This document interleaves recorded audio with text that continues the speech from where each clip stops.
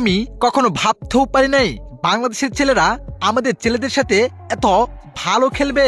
দর্শক, আর্জেন্টিনার বিপক্ষে বাংলাদেশের অবিশ্বাস্য খেলা দেখে লাইভে এসে বাংলাদেশ দলকে প্রশংসায় বাসিয়ে কি বললেন আর্জেন্টিনার সেরা ফুটবলার লিওনেল মেসি। হ্যাঁ দর্শক, বিস্তারিত জানুন পুরো ভিডিওটিতে।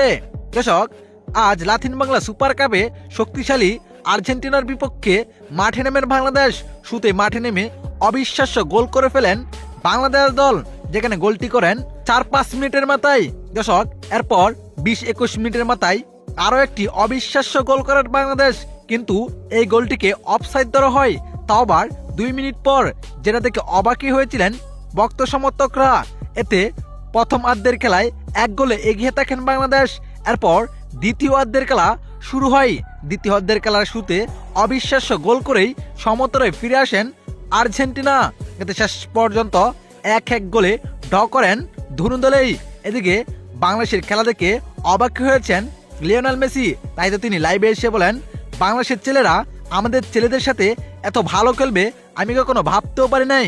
তারা ভালো খেলে এখান থেকে বাংলাদেশের একজন না একজন সেরা ফুটবলার হয়ে ইতিহাস করবে।